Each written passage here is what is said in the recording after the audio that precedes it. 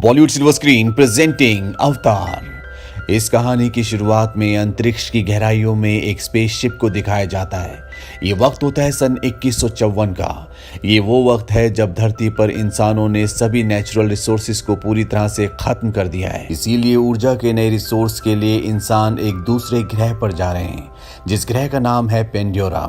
Spaceship के अंदर sleeping chamber में एक आदमी की नींद खुलती है, जिसका नाम जैक सली है। जैक कहता है कि पिछले 6 सालों से जब से हम धरती से चले तब से हम सब के सब इन स्लीपिंग चैम्बर्स में सो रहे हैं। जैक बताता है कि मैं कभी भी इस प्रोजेक्ट का हिस्सा नहीं था, बल्कि मेरा भाई था जो कि एक साइंटिस्ट था। पर इस सफर पर आने से पहले ही एक चोर ने चंद पैसों के लिए गोली मारकर उसकी हत्या कर दी। मेरे और मेरे भाई का डीएनए सेम था, इसीलिए उसकी जगह मुझे इस प्रोजेक्ट में शामिल कर लिया गया, क्योंकि मेरे भाई के ऊपर कंपनी ने बहुत पैसा खर्च किया था।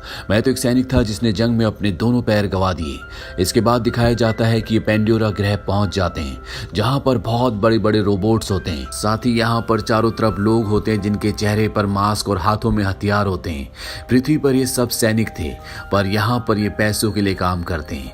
यहाँ का वातावरण इंसान के अनुकूल नहीं है, यानी कि इंसान इस वातावरण में सांस नहीं ले सकता। इसके बाद कर्नल माइल्स को दिखाया जाता है, जो कि यहाँ की सिक्योरिटी ऑपरेशन के हेड हैं। वो बताते हैं कि ये जगह नर्क से भी बदतर है। इस ग्रह पर हर वो चीज जो सांस लेती है वो तुम्हें मारना चाहती है। अगर तुम अपने आप को जिंदा रखना चाहते हो तो तुम्हें अपना ख्याल खुद रखना पड़ेगा। कर्नल की बातों से साफ साफ पता चलता है कि वो इस ग्रह से और इस ग्रह के जीवों से सख्त नफरत करते हैं। अब जैक साइंस लैब में जाता है, जहां इन्हें बहुत बड़े बड़े क्लोन्स दिखाए जाते हैं। दरअसल ये इस ग्रह पर रहने वाले लोगों के क्लोन्स हैं, जिन्हें इंसानों के और इस ग्रह पर रहने वाले लोगों के डीएनए से मिलाकर बनाया गया है। यानी कि ये दिखते तो बिल्कुल इस ग्रह के लोगों की तरह है, जिन्हें नावी कहा जाता है, पर इनके अंदर इंसानों का भी डीएनए है। ये एक तरह का साइंस एक्सपेरिमेंट है, जिसमें इंसान का दिमाग इन क्लोन्स को पूरी तरह से कंट्रोल करेगा। जैक को उसके भाई का क्लोन दिखाया जाता है, जो अब जैक का क्लोन है। इन क्लोन्स को अवतार कहा जाता है, इसीलिए इस पूरे एक्सपेरिमेंट का नाम अवतार होता है। यहाँ पर जैक की मुलाकात डॉक्टर ग्रेस से भी होती है, जो अवतार प्रोग्राम की हेड है। दरअसल उसे जैक की नहीं बल्कि उसके भाई की जरूरत थी, जो अब इस दुनिया में नहीं रहा। इस बात से नाराज होकर वो पार्कर के पास जाती है। पार्कर इस पूरे प्रोग्राम का हेड है। वो पार्कर को कहते हैं कि मुझे किसी फौजी की जरूरत नहीं है, बल्कि एक वैज्ञानिक की जरूरत है। पार्कर उसे कहता है कि हम लकी थे कि उसके भाई से उसका डीएनए मैच करता था, और अब मैं जैक को तुम्हारे साथ सिक्योरिटी ऑफिसर बनाकर भेजूंगा। अगर हम इस ग्रह पर रहने वाले लोगों की तरह दिखेंगे तो हम उनसे जल्दी दोस्ती कर पाएंगे, लेकिन हमारे रिश्ते दिन ब दिन उनसे बिगड़ते ही जा रहे हैं। ग्रेस कहती है कि अगर तुम उन पर गोली चलाओगे तो रिश्ते बिगड़ेंगे ही। पार्कर उसे वो पत्थर दिखाता है जिसे अनऑब्टेनियम कहा जाता है, जो इस ग्रह की जमीन के अंदर भरपूर मात्रा में भरा हुआ है। पार्कर कहता है कि हम इस ग्रह पर इस बेशकीमती पत्थर की वजह से है, जो हमारी दुनिया में 1 किलो 100 करोड़ का बिकता है। इस पूरे प्रोजेक्ट का खर्चा, तुम्हारे साइंस का खर्चा सब इसी पत्थर से आता है, इसीलिए जो भी हमारे बीच में आएगा हमें उसे अपने रास्ते से हटाना होगा। इसके बाद जेक को दिखाया जाता है, जो एक स्लीपिंग चैम्बर के अंदर जाता है। दरअसल ये एक मशीन है, जिसके अंदर जाने के बाद इंसान गहरी नींद में चला जाता है, पर उसका क्लोन जो उसके डीएनए से बना है वो पूरी तरह से एक्टिव हो जाता है। यानी कि उसका इंसानी शरीर तो सो जाता है, पर उसका वो शरीर जो उसके डीएनए से और इस ग्रह पर रहने वाले लोगों के डीएनए से बना है, जिसे अवतार कहा जाता है, वो जाग जाता है। और जब जैक का अवतार जागता है तो बहुत खुश होता है, क्योंकि इस अवतार में उसके पैर बिल्कुल ठीक है। वो डॉक्टर्स के मना करने पर भी खड़ा हो जाता है और इस जगह से बाहर निकल जाता है। बाहर निकलने के बाद वो पूरी तेजी से भागता है। ये उसके लिए एक सपने की तरह है, क्योंकि एक इंसान जिसके पैर नहीं है, उसकी जिंदगी में इससे बड़ी कोई बात नहीं हो सकती कि वो अपने पैरों पर भाग रहा है। यहाँ पर डॉक्टर ग्रेस भी आती है। वो जैक से पूछती है कि तुम्हें कैसा लग रहा है। जैक कहता है कि मैं बता नहीं सकता। अब रात हो जाती है और इन सब अवतार को, जितने भी क्लोन्स होते हैं, इन सब को सुला दिया जाता है। और जैसे ये सोते हैं, जैक अपने इंसानी जिस्म में उड़ जाता है। यानी कि जब अवतार सोता है तो इंसानी जिस्म उठता है, और जब इंसानी जिस्म सोता है तो अवतार उड़ जाता है। अब अगले दिन कर्नल माइल्स जैक को अपने पास बुलाते हैं। वो कहते हैं कि मैंने तुम्हारा तुम्हारा रिकॉर्ड चेक किया। तुम काफी बड़ी बड़ी जंगें लड़ चुके हो। मुझे तुम्हारे जैसे सिपाही की जरूरत है। मुझे इस साइंस के प्रोजेक्ट में कोई भी दिलचस्पी नहीं है।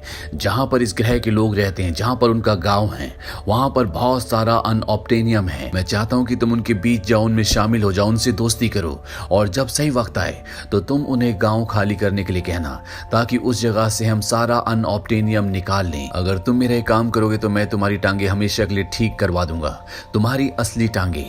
जैक कहता है कि मैं आपके लिए जरूर काम करूंगा। अब अगले दिन जैक, ग्रेस, नॉम और उसके कुछ साथी कैंप से बाहर जंगल में पहुंच जाते हैं, जहां पर इस ग्रह के लोग और बहुत खतरनाक जानवर रहते हैं। ग्रेस पेड़ पौधों के सैंपल ले रही होती है। तभी जैक उनसे अलग इस जंगल को देखने लगता है। उसके सामने एक बहुत ही खूबसूरत पौधा होता है। जैसे वो उसे टच करने की कोशिश करता है, वो बंद हो जाता है। इसके बाद यहाँ पर वो एक के बाद एक सभी पौधों को टच करने की कोशिश करता है, जिस वजह से सभी पौधे बंद हो जाते हैं और उनके पीछे होता है खतरनाक जानवर। अब ग्रेस भी वहां पर आ जाती है। ग्रेस उससे कहती है कि तुम हिलना मत, ये तुम्हें कुछ भी नहीं करेगा। लेकिन जैक भाप जाता है कि वो उसकी तरफ उसे मारने के लिए बढ़ रहा है।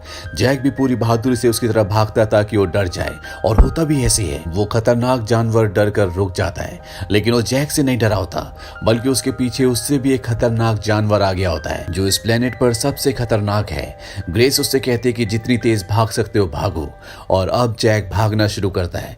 वो जानवर भी लगातार उसका पीछा करता है, पर तभी उसके सामने झरना आ जाता है, जिससे जैक कूद जाता है। इस तरह से जैक अपनी जान तो बचा लेता है, पर वो अपने साथियों से अलग हो चुका है। अब वो इस खतरनाक जंगल में भटक रहा है। उसे नहीं पता कि उसे कहां जाना चाहिए। तभी हमें पेड़ के ऊपर दिखाया जाता है, जहां पर एक लड़की होती है जिसका नाम निटीरी है, जो इसी ग्रह की है। वो जैक को देख लेती है और अब वो उसे अपने तीर से मारने वाली होती है कि तभी उसके तीर के ऊपर एक अजीब सी चीज आकर बैठ जाती है, जिस वजह से वो जैक को नहीं मारती। जैक को भटकते भटकते रात हो जाती है। चारों तरफ से खतरनाक जानवरों की आवाज आ रही होती है। जैक बड़ी मुश्किल से आग जलाता है, पर तभी उस पर इस ग्रह के जंगली कुत्ते, जो कि बहुत खतरनाक होते हैं, एक साथ हमला कर देते हैं। जैक उनका सामना करने की कोशिश भी करता है, पर वो इतने सारों को मार नहीं सकता। इससे पहले कि वो जंगली कुत्ते जैक को मारते, यहाँ पर वही लड़की जिसका नाम निटीरी है, जो जैक को तीर मारने वाली थी, वो आ जाती है और वो सभी जंगली कुत्तों को मार कर भगा देती है। इसके बाद वो जाने लगती है, लेकिन जैक भी उसका पीछा करता है और कहता है कि मैं तुमसे तुम्हारी चीजें सीखना चाहता हूँ। निटीरी कहती है कि आसमानी लोग सीख नहीं सकते, क्योंकि उन्हें कुदरत नहीं दिखती। तुम्हें यहाँ पर नहीं होना चाहिए था।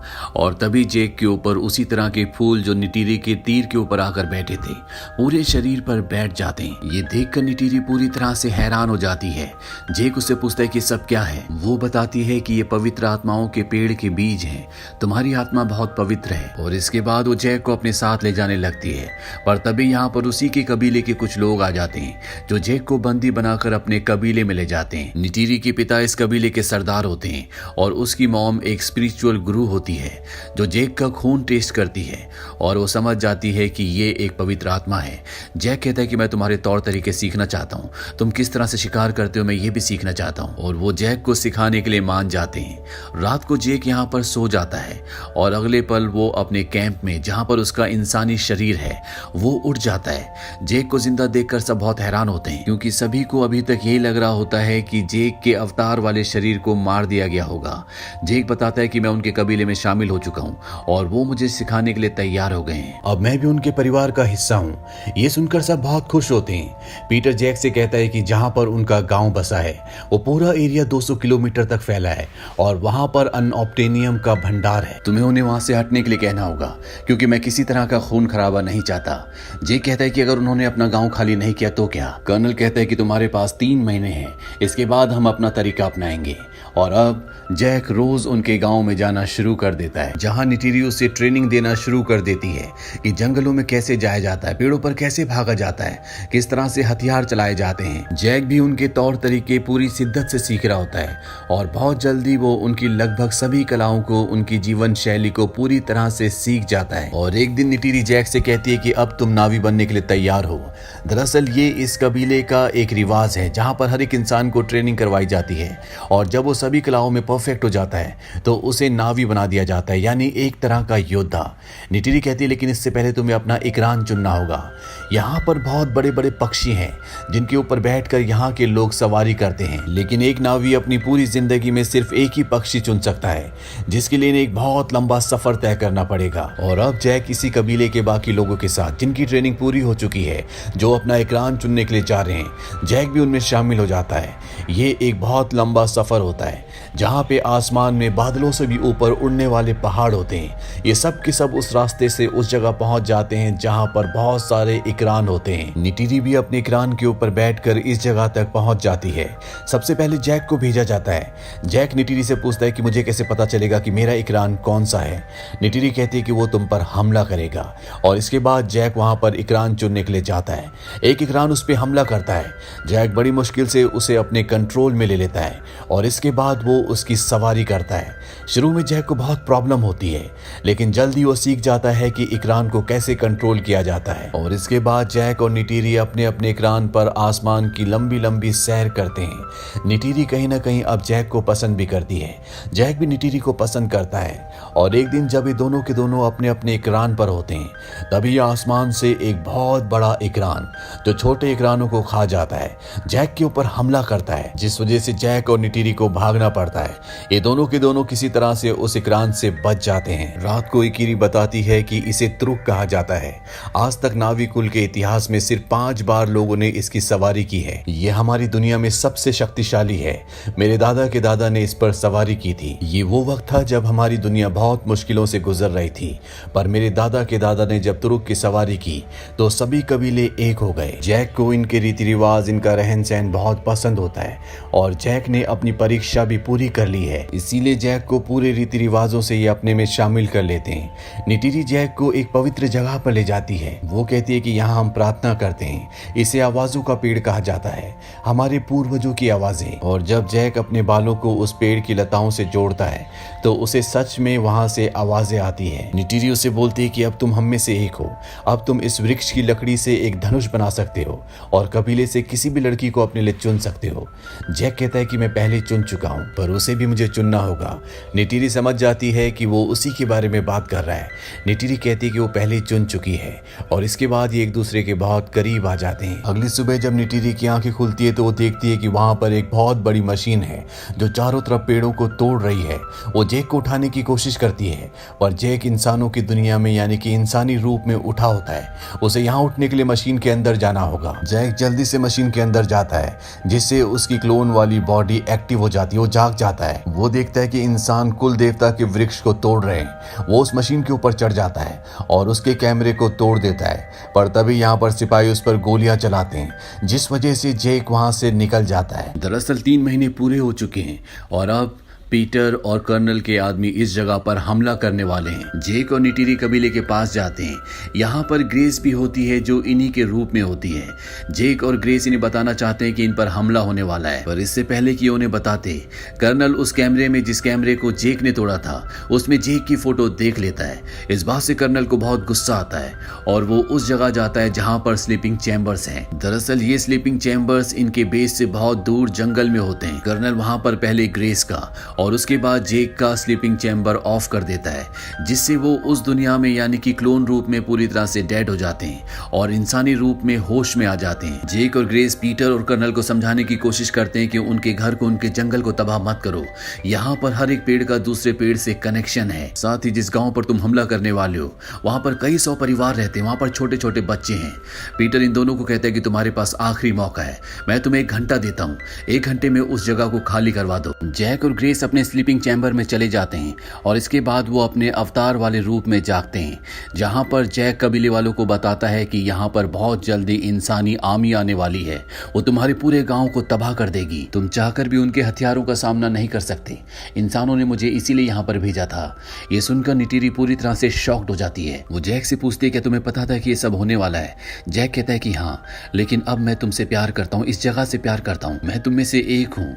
निटिरी को बहुत गुस्सा आता है वो कहती है कि तुम हम में से एक कभी नहीं हो सकते। और इसके बाद जैक को और ग्रेस को बंदी बना लिया जाता है और कबीले का जो सरदार होता है वो ऐलान करता है कि हम इंसानों का मुकाबला करेंगे। वहीं कर्नल अपनी पूरी फौज लेकर इनके गांव तक पहुंच जाता है। यहाँ पर एक बहुत विशाल पेड़ होता है, इतना विशाल पेड़ इस पूरे प्लेनेट पर और कहीं भी नहीं होता। कर्नल देखता है कि जैक को और ग्रेस को बंदी बना लिया गया है। वो समझ जाता है कि इन लोगों ने इनकी बात नहीं मानी, इसीलिए वो अपनी आर्मी को इन पर हमला करने का ऑर्डर देता है और एक के बाद एक कई मिसाइलें छोड़ी जाती है, जिस वजह से बहुत सारे नावी लोग मारे जाते हैं। चारों तरफ तबाही का मंजर होता है और तभी निटिरी की मॉम, जो कि धर्म गुरु भी है, वो चाकू लेकर जैक के पास आती है और उसे कहती है कि अगर तुम हम में से एक है तो मदद करो। वो उसकी रस्सियां काट देती है और अब जैक भी इनकी मदद करने की कोशिश करता है, पर तभी इनका विशाल पेड़ गिरना शुरू हो जाता है, जिस वजह से इन सबको यहाँ से भागना पड़ता है। निटिरी के पिता, जो कि कबीले के सरदार हैं, उनकी भी मृत्यु हो जाती है। जैक की और ग्रेस की मशीन को भी बंद कर दिया जाता है और वो इंसानी रूप में उड़ जाते हैं। इन दोनों को और इनके साथी नॉर्म को भी बंदी बना लिया जाता है। इंसानी पायलट में एक लेडी पायलट होती है, जिसे ऐसा लगता है कि यहाँ के प्लेनेट वालों के साथ जो भी हो रहा है वो गलत हो रहा है, इसीलिए बड़ी चालाकी से वो इन तीनों को यहाँ से अपने फाइटर प्लेन में छुड़ा कर ले जाती है। ये उस जगह जाते हैं जहाँ पर जंगल में इनके स्लीपिंग चैम्बर्स हैं। ये स्लीपिंग चैम्बर्स को वहां से उठाकर दूसरी जगह ले जाते हैं ताकि कोई भी मशीन को बंद ना कर सके। और एक बार फिर से जैक स्लीपिंग चैम्बर के अंदर जाता है और अगले पल वो क्लोन के रूप में उठ जाता है। वो देखता है कि उसके चारों तरफ राख ही राख है। ये एक तबाही का मंजर होता है। जैक कहता है कि उन्हें मेरी मदद की जरूरत है और मुझे उनकी मदद की, लेकिन मुझे अपनी वफादारी एक बार फिर से साबित करनी होगी।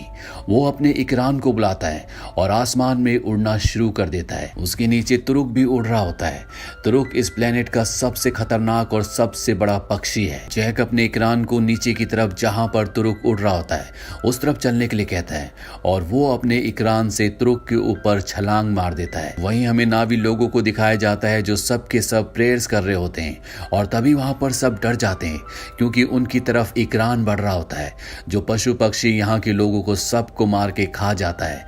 पर जब यहाँ के लोग ध्यान से देखते हैं तो वो देखते हैं कि उसके ऊपर जैक सवारी कर रहा है। ये देखकर सबके सब डर जाते हैं क्योंकि आज से पहले सिर्फ 5 ही लोग तुरुक की सवारी कर पाए। निटिरी को भी एक बार फिर से जैक पर विश्वास हो जाता है।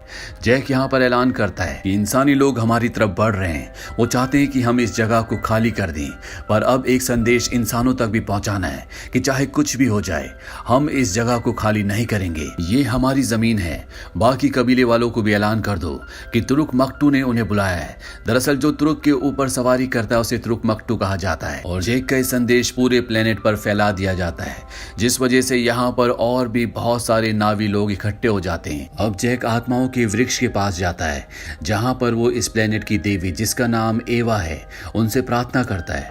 वो कहता है, मैं जानता हूँ कि हम इंसानों को हराने के लिए काफी नहीं हैं, पर आप इस प्लेनेट के हर एक जीव जंतु, हर एक पशु पक्षी में वास करती हैं। मुझे आपकी जरूरत है। अगले दिन इंसान इनके आत्माओं के पेड़ को नष्ट करने के लिए आगे बढ़ रहे होते हैं, लेकिन जैक और उसके सभी साथी युद्ध के लिए तैयार होते हैं। जैक के कुछ साथी हवा से अपने पक्षियों पर इन पर हमला करते हैं, कुछ लोग जमीन से भी हमला करते हैं। जैक के पास इस प्लेनेट का सबसे बड़ा पक्षी है, इसीलिए वो इंसानों के बहुत सारे हेलीकॉप्टर्स को अपने तुरुक के पंजों से पकड़कर फेंक देता है। जैक बहुत ही बहादुरी से सामना करता है, लेकिन इंसानों के पास हथियार है, गोलियां हैं, जबकि इस प्लेनेट के लोगों के पास ऐसा कोई भी हथियार नहीं है। इसीलिए धीरे धीरे इस प्लेनेट के लोगों की हार होना शुरू हो जाती है और एक पल ऐसा आता है जब निटिरी फंस जाती है। सोल्जर उसकी तरफ बढ़ रहे होते हैं, वो भी इंसानों के सामने आने वाली होती है। तभी सभी इंसानों को रेडियो पर मैसेज दिया जाता है कि बहुत तेजी से कोई तुम्हारी ओर बढ़ रहा है। किसी को कुछ समझ नहीं आता और बहुत जल्द इस प्लेनेट के खतरनाक खतरनाक जानवर, जिन पर गोला बारूद का भी कोई असर नहीं होता, वो इंसानों पर हमला कर देते हैं और एक एक करके इंसानों को मारना शुरू कर देते हैं। वहीं आसमान में बहुत सारे इकरान इनके हेलीकॉप्टर्स पर हमला कर देते हैं। यानी जैक ने जो देवी एवा से प्रार्थना की थी, देवी एवा ने उसकी प्रार्थना सुन ली है। और कर्नल अभी भी हार नहीं मानता। वो अपने बहुत बड़े रोबोट के अंदर फिट हो जाता है और जैक पे हमला करता है। जैक और उसके बीच में बहुत घमासान लड़ाई होती है। कर्नल कहता है, शायद तुम अपनी असलियत भूल गए। दरअसल कर्नल को स्लीपिंग चैम्बर दिख जाता है जिसके अंदर इंसानी जैक सो रहा है। वो स्लीपिंग चैम्बर को तोड़ना शुरू कर देता है। जैक दोबारा उसके ऊपर हमला करता है, पर अब जैक का इंसानी रूप उठना शुरू हो जाता है, इसीलिए यहाँ पर क्लोन वाला जैक कमजोर पड़ जाता है। कर्नल चाकू से जैक का गला काटने वाला होता है कि नीटिरी वहां पर पहुंच जाती है और अपने जहरीले तीर कर्नल के सीने के आर पार कर देती है। कर्नल की मृत्यु हो जाती है। पर वहीं अब जैक का इंसानी रूप जाग चुका है, इसीलिए क्लोन पूरी तरह से डेड हो जाता है। जैक को सांस लेने में बहुत प्रॉब्लम हो रही होती है क्योंकि वो इस वातावरण में बिना ऑक्सीजन मास्क के सांस नहीं ले सकता। वो मास्क को निकालने की कोशिश भी करता है पर अपने पैर खराब होने की वजह से वो वहां तक नहीं पहुंच पाता। और अब जैक का इंसानी रूप अपनी जिंदगी की आखिरी सांसें ले रहा है। नीटिरी को यह एहसास हो जाता है कि जैक का इंसानी रूप अंदर है। वो जल्दी से अंदर जाती है। पहले तो उसे कुछ समझ नहीं आता पर जल्दी वो समझ जाती है कि जैक इस वातावरण में सांस नहीं ले पा रहा, इसीलिए वो उसके चेहरे पर उसका ऑक्सीजन मास्क लगा देती है जिससे जैक को एक बार फिर से ऑक्सीजन मिलना शुरू हो जाती है। जैक अब पूरी तरह से ठीक है पर जैक इस प्लेनेट से वापस नहीं जाना चाहता, इसीलिए सभी इंसानों को वापस उनकी धरती पर भेज दिया जाता है। पर कुछ लोग जो दिल के साफ हैं उन्हें यहाँ पर रहने की इजाजत दे दी जाती है। जैक भी इसी प्लेनेट पर रुक जाता है। इसके बाद जैक के इंसानी शरीर को और उसके क्लोन वाले शरीर को आत्माओं के पेड़ के पास लाया जाता है जहां पर सभी नावी लोग आत्माओं के पेड़ से प्रार्थना करते हैं और जैक के इंसानी शरीर की आत्मा हमेशा के लिए क्लोन वाले शरीर में ट्रांसफर कर दी जाती है। यानी कि अब वो हमेशा के लिए एक नावी बन गया है। अब वो पूरी तरह से इन्हीं लोगों में से एक है। इसी के साथ ये फिल्म यहीं पर खत्म हो जाती है। ये फिल्म ईयर 2009 में रिलीज हुई थी। IMDb पर इसकी रेटिंग है 7.8। इस मूवी का बजट था $237 मिलियन और बॉक्स ऑफिस पर इसने कमाई की थी $2.8 बिलियन की। ये आज तक की हॉलीवुड की सबसे ज्यादा कमाई करने वाली फिल्म है। उम्मीद करते हैं कि ये कहानी आपको पसंद आई होगी।